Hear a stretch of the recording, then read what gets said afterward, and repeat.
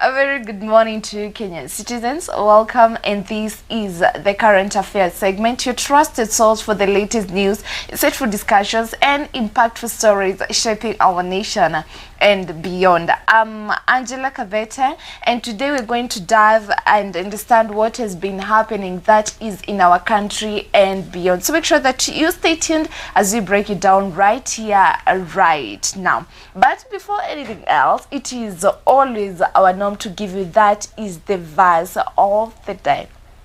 And let's head over to the verse of the day. It comes from that is Romans 5:8, and this is what it says. But God demonstrates his own love for us in this: while we were still sinners, Christ died for us.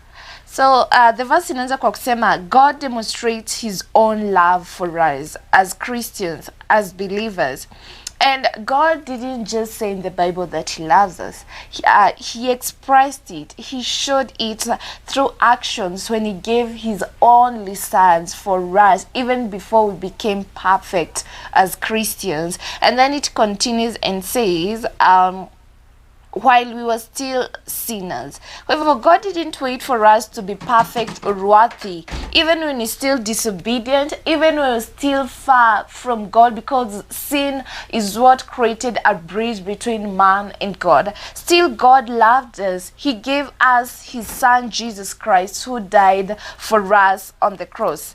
And this is telling us as believers that we need to love each other, just as God loved the church, just as God demonstrated his love towards us. That's the same way you're supposed to love your neighbor. That's the same way you're supposed to love your family, your friends, and everybody. And each day reminding yourself that God loves you. And that is the verse of the day.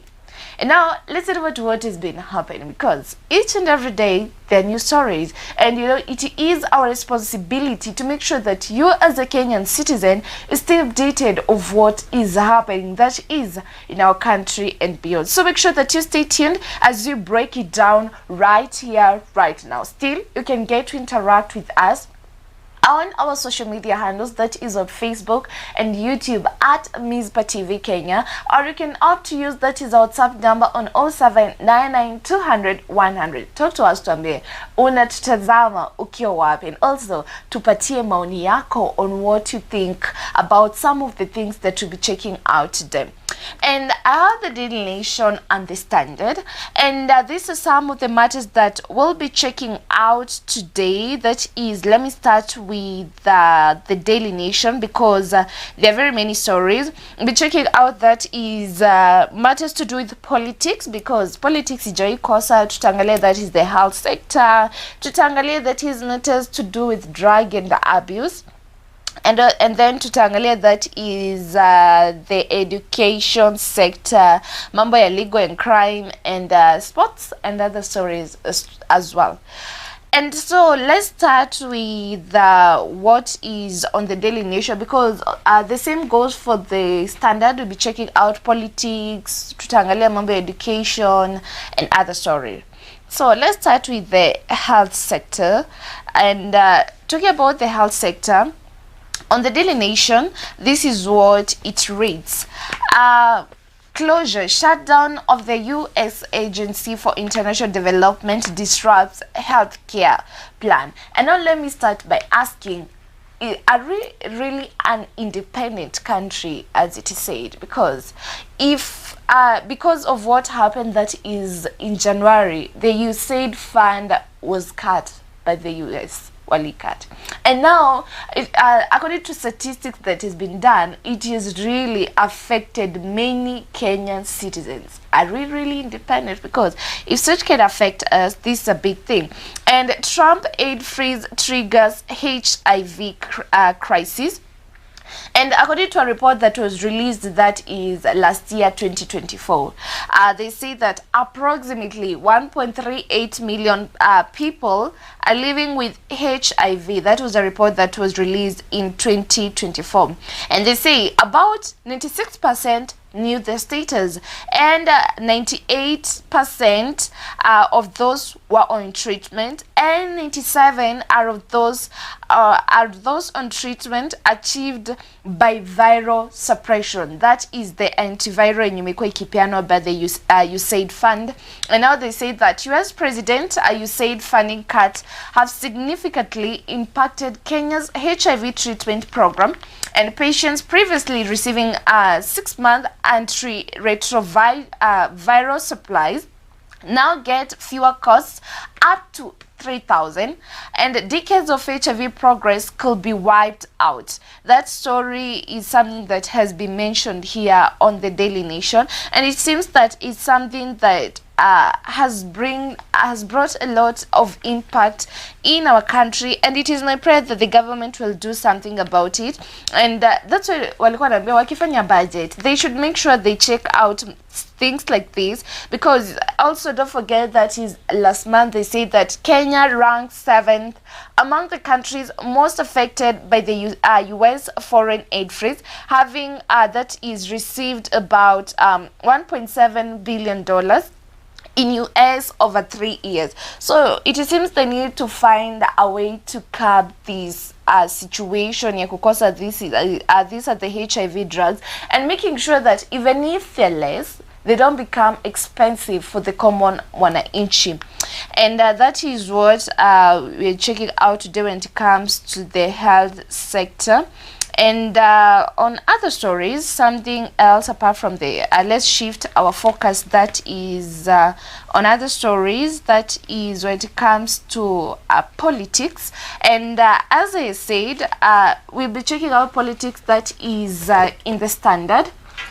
Something they have highlighted matters to do with that is the ODM. This is something that has been mentioned each and every day, and I'm on page 8 of the Standard, and let's see what they have for us. Our ODM leadership backs a Raila Ruto broad-based government till 2027. You know, this is something before Raila died. This is something that they started last year after the Gen Z mandamano that happened, and one of the agendas that they had was to make sure that there is peace and stability in our country. That is something that was in the NURU report, and many other agendas as well. And the good thing is we saw some of the people in the ODM, they benefited from it by getting jobs and other things. And you know, the late Raila had said that he was going to support that is the broad-based government and support that is our President Ruto till 2027. And now it seems that even the leadership have decided to back it up. And I can see there is a picture here of that is the ODM Secretary General, that is Edwin Sifuna, and his left and acting party leader, that is Oburu Odinga. And here I can see wameandika that is the ODM commitment to the broad-based government. Let's check it out. And the ODM party has expressed commitment to the broad-based government until 2027. And the broad-based government arrangement was initiated by the President William Ruto and the former Prime Minister, that is Raila Odinga. And the Central Management Committee, chaired by the acting party leader Oburu Odinga, vowed to support the agenda started by Ruto and Raila. And then there are things that the party leadership promises to fight for good governance. This was part of what they had: good governance and champion national interest, just like Raila did, where in most instances he put national interest first. Will this happen? I hope this will happen because it sounds like a good thing. And then you can see they have mentioned Sifuna said that they will strive to keep the party strong, just like Raila would have wished, while going ahead with 20 years anniversary celebration as planned.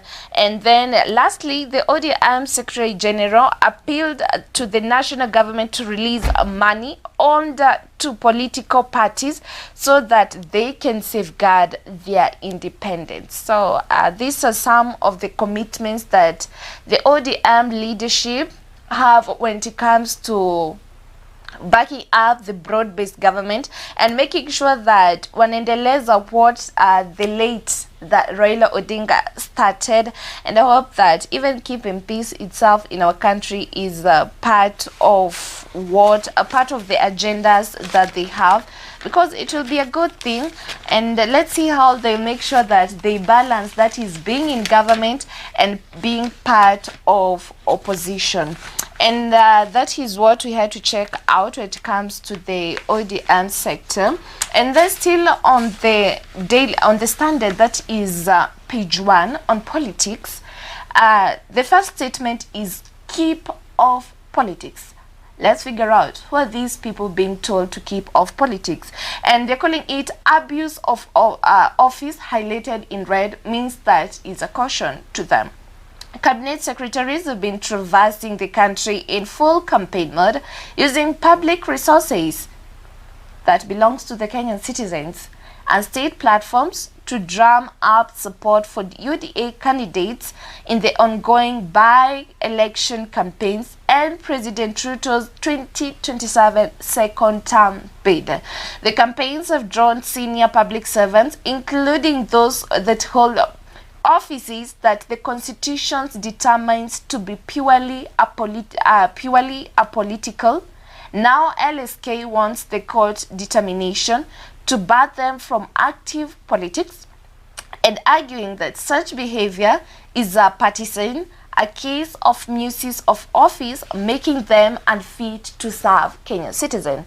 And then their pictures ziko hapa. We have one of them, that is the Prime Cabinet Secretary Musalia Mudavadi, and then we have that is the Interior CS Kipchumba Murkomen, and then we have that is Aden Duale, that is the Health CS, and then we have that is the Interior General of Police, that is Douglas Kanja. And I don't know you as a Kenyan citizen what you think about that, but honestly we've seen them involving themselves, that is in politics, and also using statements like 1 term, 2 term. These are some of the statements that you've seen them moving. But according to the Constitution, people who hold such kind of offices, they're supposed to abstain, that is from politics.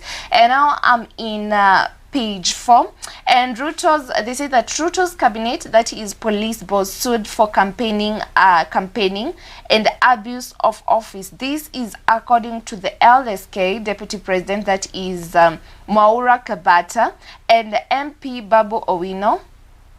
MP Babu Owino cite blunted misuse of the state offices and resources. Since they have mentioned public, that is the Babu Owino, it seems that he's still playing his role, making sure that he still stand as part of the opposition, because you remember there is a statement that amekuwa akisema that Baba alienda but ameacha babu. So it seems that he's still making sure that he keeps the government in check by making sure that these people don't abuse office.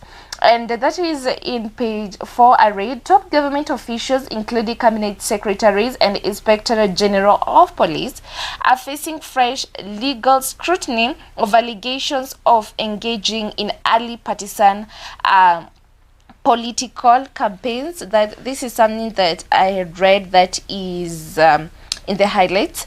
And the duo claims that the CS have been traversing the country in full campaign mode, using the public resources to back up that is our president coming 2027. And they say what we are witnessing is a dangerous collision between public duty and private political interests. That is what these people were petitioning, they said.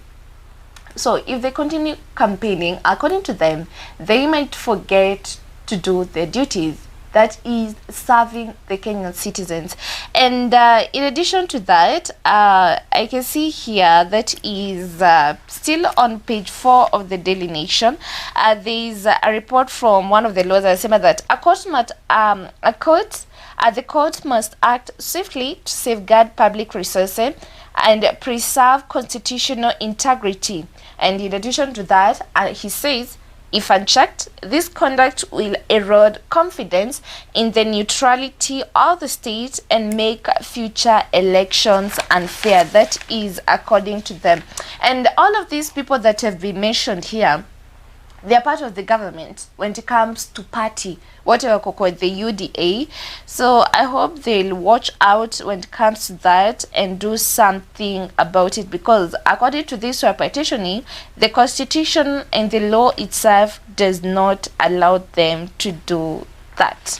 And let's shift our focus away from this is politics and check out something else that has been highlighted, that is on the Daily Nation, that is page 1. And the same story was mentioned yesterday, matters to do with drugs. And page 1 of the Daily Nation, they say that detectives turned 10 to 7 phones in, that is 8 billion drugs bust probe. And that story is in page 10. Let's head over to page 10 and check out, because you know, when it comes to matters with drugs, to do with drugs, it's a serious case because it affects a lot of people. And also even the image of our country going just sometimes in Rebecca. If you remember what happened at the JKIA, that is this month, a report that was released, drug trafficking being done, that is one of the trusted that is airports in our country. And we are on page 10, and let's check it out. This is a report that has been released, and they say that narcotics detectives have noted a rise of supply of bang from Tanzania, Uganda through Isibania and Malaba borders. This is a report that they have released, and they say that Akasha's Swale Iranians have, that is 8.2 billion, made a top fight for drug market. And they say that even in the black market, even in the black market, there is a vacuum. That is according to them. And they say that detectives have turned 7 phones to unearth faces behind the drug haul, and the anti-narcotic police unit has turned its attention to 7 mobile phones recovered from 6 Iranians arrested in the Indian Ocean with drugs valued at, that is 8.2 billion.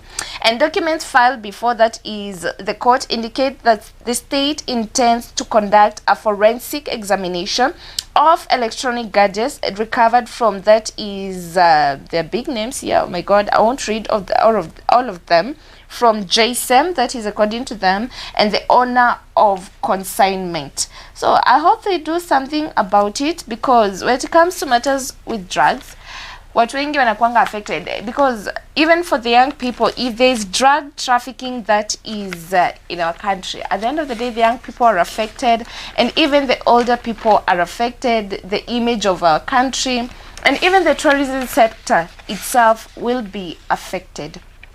And away from that, matters to do with drugs, let's check out, that is the education sector, something that, you know, the KEDSEA and the KEDSEA exam is supposed to start, and they say that smart padlocks, there is something here that is really interesting, and they call it the smart padlock.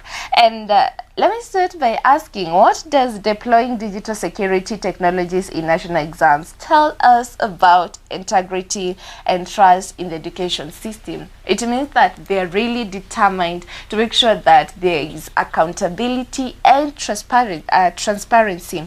And they say that smart padlocks securing largest national exam, and the Kenya National Examination Council has introduced smart padlocks to secure 250 of the 642 containers storing examination materials, that is across the country. And under the pilot initiative, the digital padlocks are linked to the NEC command center, allowing real-time tracking of when each container is opened and locked. This is something that is really interesting. If the trial is successful, the smart padlocks will be used in all containers to complement the current double lock system. Each container has 2 padlocks with the 2 keys held by the sub-county director of the education and the deputy county commissioner. And you know, for that is 2025, we have that is about 3,424,836 learners are registered for the national assessment, that is for the KCSE in Kenya. And then when it comes to the KCSE, we have about 996,078 candidates all be doing that is the exams. And you know, the potential impact of this is that use of technology may reduce exam leaks, impersonation, and malpractice when it comes to exam, and also to make sure that a credible exam support is fair and opportunities for each and every learner. Alafu bado ina boost that is public confidence when it comes to this education system. Let's head over that is to page 4 and 5 and see more details when it comes to that. And we are on page 4, and this is what they say that NEC tests smart locks to curb that is exam leakages, something that I had mentioned that is on the highlight in Yetun Mesoma. And at a glance, I can see here they have highlighted that inside Quest to secure examination materials. The pilot project is covering that is 250 of the country's 642 storage containers that links each padlock to NEC command center, allowing real-time monitoring of when the containers are opened or closed. The system immediately alerts officials of any unauthorized access, enhancing that is transparency, accountability.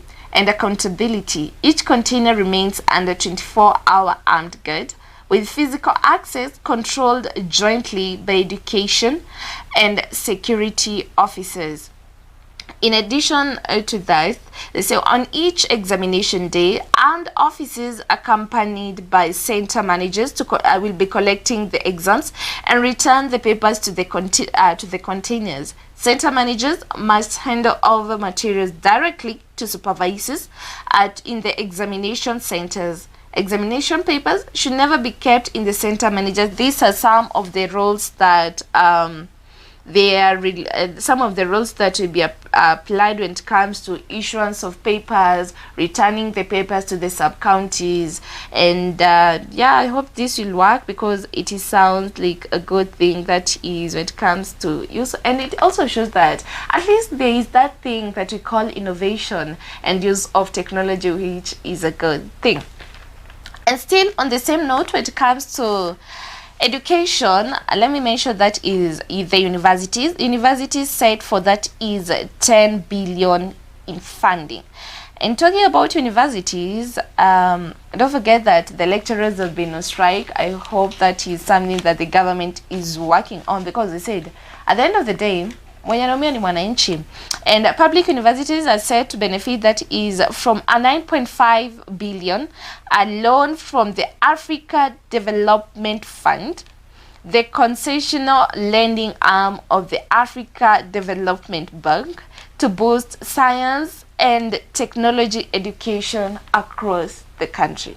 Yes, it is a benefit for the universities, but again, the key part is this is a loan that is being taken from the African Development Fund. And our question is this: is it that we don't have money in our country? Is it that we have not learned to be independent? Because that is 9.5 billion in our, so that they can do development. And we've seen that kuna corruption is in our country. Money leakages everywhere, especially when it comes to the education, ghost schools, ghost students, even universities. Some of the students have been receiving that is help money, students who don't exist. What if the government could curb this and making sure that after curbing things, these are these things that we call corruption, it feels like it is a disease in our country. After curbing it, probably hatutakuwa tunaomba pesa, because yes, we can say that there is development. Kudos to the government. It sounds like a good thing. But where are they getting the money? That is a loan. at the end of the day, who will be paying that loan? Is it the government or is it the mwananchi? Something that they don't mention, something that they don't state. And in addition to that, they say that the financing implemented in partnership with the Ministry of Education marks the good second phase of the support of the higher education, science and technology. It aims to modernize, that is 19 public universities, by equipping them with advanced laboratories, modern teaching tools and enhanced digital learning infrastructure. They say the project will also establish 3 engineering centers, 2 excellence and a science technology part to promote innovation, which is a good thing. These facilities will provide spaces for students and researchers to turn ideas into practical businesses and industrial solution. So this is something new that they're inviting, and it's really good to have that spirit of innovation. But what about the problems that have been there when it comes to the education sector? The lecturers, their issue is still there, but still the government is working out on something new. And yeah, it's a good thing to bring that spirit of innovation, but have they really capped the problems that we have? Have they sorted out? Because the Auditor General amekuwa akirelease report. It reports each and every day. Each and every day, matters to do with corruption, matters to do with leakages of money, something that it feels like it's not being worked on. And I hope they'll work on it, but you can say this is something that they're inviting. It's really good. But I hope that also as they bring this thing that they call innovation, they tell Kenyans, we're taking this loan, this is how it's going to be paid.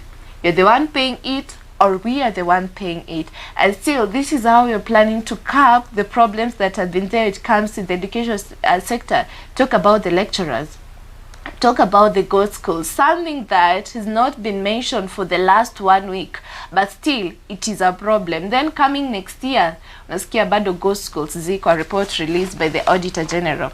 Anyway, I hope they'll do something about it, but let's say kudos to them for having the spirit of innovation when it comes to the education sector, something that is believed is going to impact the students, because they have said is going to bring, that is an industrial spirit, right? And also turning what they learn in school into business, which is what we all want. And we are on page 8 of the Daily Nation, and we want to check out something here that looks very interesting, sounds very interesting. A deal, they're calling it a deal. Government seeking to the release of Kenyans caught up in Russian-Ukraine war. That is what Mudavadi is saying. Now, Mudavadi is the Prime Cabinet Secretary and Foreign Affairs. In addition to that, apart from that, they say that Kenya-Russia talks to end, that is shady jobs. Let's figure out what do they mean when they say that is shady jobs. Rogue recruitment agencies put on the spot for dumping Kenyans about jobs. Is this what we call kazi za majuu? Umeapply hizo kazi za majuu, because this is what they're calling shady jobs. But it seems at least that is LCS is doing a good job. You can say that, though he has taken time to work on it. This is something that imekuwa mentioned tangu January, but at least he's made a step on working on it, because they have made talks with Russia to make sure that they end these shady jobs. And they say that Kenya and Russia are negotiating a new bilateral, that is labor agreement. And this would enable Kenyans to have safe, legal employment that is in Russia. The state seeks a long-term solution for the rising cases of Kenyans being dumped to joining, that is Russian army. And at least now that our government have realized that they need to bring better solutions for our people. And the Ministry of Foreign Affairs said in a statement that both countries are working closely to ensure that Kenyans can access genuine jobs, genuinity in Russia's and opportunities. And the ministry said to improve, that is labor mobility, that could protect that is desperate youth from predatory recruiters. That is what they're calling the shady jobs, things that don't exist. And then when you go there, you're recruited in the army. And Kenya is keen on strengthening relationships with the Russian, yeah, that's what it seems so, and Russian Federation on economic framework and other areas of mutual interest. Both governments, they're working closely on a bilateral, that is labor agreement, that will ensure Kenyans have access to genuine opportunities. Yeah, we hope that even as they are working on making sure that Kenyans get good jobs out there, they would also work in our country to make sure that pia watu kwa in Kenya, they get good jobs, because we saw that of late, when it comes to mentioning that is matters to do with employment, job opportunities, what they have mentioned, what the president has been mentioning so much is the housing project. When it comes to even addressing the young people, when it comes to matters to do with employment, he's been telling them, I've done this, and the first thing that you usually start with, I have that is the housing project for you. We have built over 250,000 houses. More are coming up. We have this. He mentions a lot of things, especially comes to that is job opportunities. But I hope they'll do something about it and making sure that apart from sending our own people out there to work, they create jobs that is in our country. But we can see they're doing a good thing, because we saw that is last week, yeah, that was last week, the president launched that is officially the Nyota app that is meant to improve that is the livelihood of the young people, yeah, because it's targeting people who are 18, from 18 years up to 35, especially those who would want to dive that is in the world of entrepreneurship. And you can say that is a good thing, but the key question is this: will everyone get that money? But they say that they have tactics on how to do it. I hope that they will work on that. And away from that, there is something that is on the standard, that is page 16, and I would love us to check it out. And wameka hapa, that is picha ya wa president, and he's wearing that is kuna kofia amevaa. You remember those kofias that the late Raila used to love wearing them when he go out for campaign? When it comes to political gathering, pia amevaa kofia kama hiyo. We don't know, probably we don't know, that is just by the way. And we are on page 16, and this is what he's saying: exemptional political tactics that will secure Ruto as a second term. Because don't forget, there are people who are saying one term, there are people who are saying two term. Opposition is saying one term, UDA is saying two term. And President Ruto is a rare political fox who studies jungle before making his stealth moves. You can dislike the man. This is a statement. You can dislike a man, but you cannot deny his mastery of timing and perception. Also, we saw that is Babu, there is a video clip that has been trending on social media, that is last weekend, was saying our president is really a wise man, especially when it comes to mastery of tactics. This is something that I can see is also being repeated here. And in addition to that, they say that no wonder he defeated President Daniel Arap Moi's preference, that is for Eldoret North MP. These are some of the things that he has mentioned, that they have mentioned here, and they say that Raila and Uhuru Kenyatta, Raila Odinga, that is the late Raila Odinga, and Uhuru Kenyatta combined, that is in 2022 presidential race, with his political prowess. He single-handedly united Kenyans, big families, politicals into one broad-based political hut. What was once scattered is now assembled. Still, let's give Ruto his due. He's no fool in his political maneuvers. As a Kenyan citizen, from the statement that I've just read, what do you think about that? Do you think it's true? Do you think our president is really wise when it comes to mastery of the tactics, when it comes to politics? And I continue, that is when it comes to that is politics, and let's see what they say about that is president. They continue to say that with his political acumen, Ruto achieved many that people thought it was impossible, and he silenced that is Raila, once hailed as people's general. He subdued Uhuru, the priest turned former president, who has since retreated from the into private life. Then Ruto launched his compelling bottom-up narrative. I believe everyone knows the bottom-up narrative, yeah? But do you think the bottom-up narrative is still applying that is in our country till to date? Do you believe that thing? Because even the president, when he gathers people for political gathering, anapenda kutumia mambo ya bottom up. And another thing, saying that we are a hustlers nation. I don't know if pia yeye ako hiyo league ya the hustlers nation, because don't forget last month on the Daily Nation that was page 1, and aliyeko kwa league yake na Elon Musk. Does he still qualify to be a hustler? Or still the roots of where he started is what identifies him as a hustler? And in addition to that, they continue to talk that is about our president, the things that he has done. And they say, true of his nature, Ruto plays both preacher and hustler.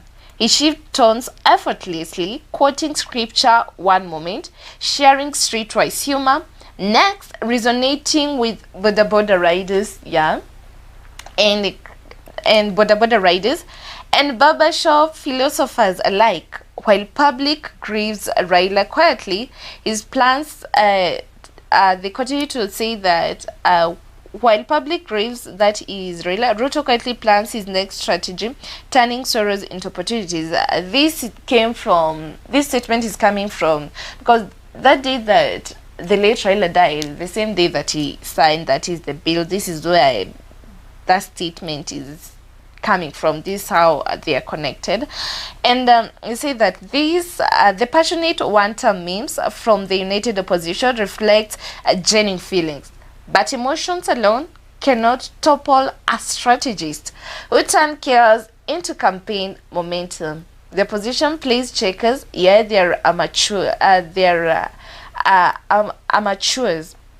and while Ruto plays chess with the third eye, without structure, unity, and clear alternatives, the vision behind that is opposition to Ruto. They will trend on social media while he trends at the ballot box, closing another presidential term.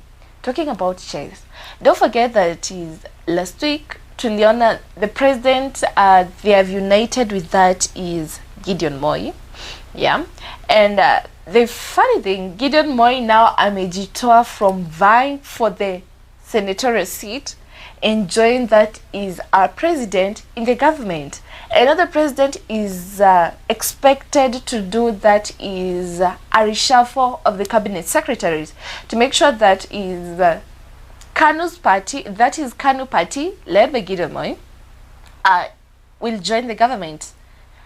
And the other question is this. Will the same people, because you remember when the broad-based government came about, many people in the ODM walipata positions in the government. Will they still retain their positions when the reshuffle is done? That is something that people are asking themselves, but we're waiting as Kenyan citizens to see what will happen. This is the Reader's Corner. They continue to talk our president.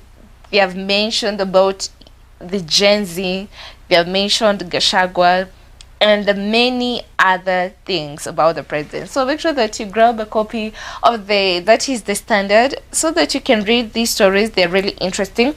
But as I wind up on this story, let me wind up by reading this quote that has been written here. In the political game, Ruto didn't simply remove Gachagua from the government. He played him.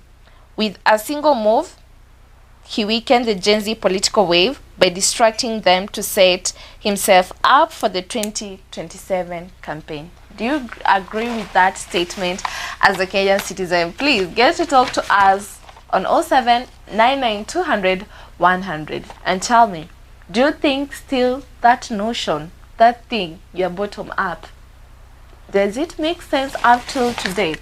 And the president identifying himself as a hustler, is it making sense? Does he still qualify to be a hustler, as he used to say in the campaigns until to date? Please talk to us. I'll be so glad to hear from you. And today, that is what we're checking out when it comes to the current affairs. And a big thank you for tuning in for today's show. We've had a great time and we're really honored. Till next time, may God bless you abundantly and have a blessed day. Bye-bye.